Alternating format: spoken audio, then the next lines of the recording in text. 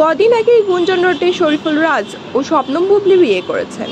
এ নিয়ে বিভিন্ন সংবাদ মাধ্যমে লেখালেখিও হয়, তবে এসব বিষয়ে দুজনে কারোরই কোনো কথা বলেননি। এর মধ্যে হঠাৎ জানা যায় পরিমণির বাসায় গেছেন রাজ, আড্ডা দিয়েছেন, এমনকি পরিমণির রান্না করা খাবারও খেয়েছেন। তবে বাসায় যাওয়ার বিষয়টি নিশ্চিত করলেও পরিমণি জানিয়েছেন খাবার খাওয়ার মতো ঘটনা মোটেও ঘটেনি।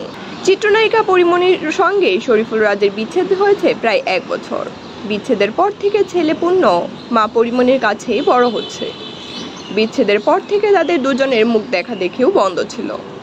এতদিনই সন্তানকেও দেখার সুযোগ মেলেনি রাজের।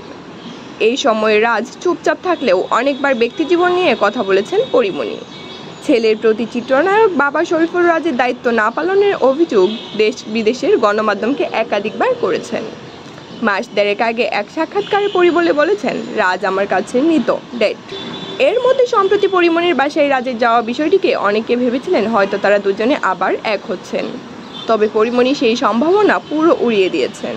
এমন কথা বলার 4 দিনের মাথায় পরিমণি তার ফেসবুক পোস্টে লিখেছেন, যাকে আমার বাসায় দারোয়ান গেটে অ্যালাউ করবে না সে স্বপ্নেও আমার রান্না খায় না।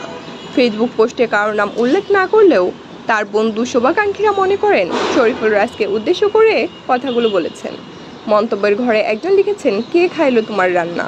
প্রতি উত্তরে পরিমণি বলেছেন, আছে এক টুকাই, তার বিয়ার নিউজের চাপ ঢাকলো আমাকে আর আমার ছেলেকে দিয়ে, কত বড় নিমক হারাম।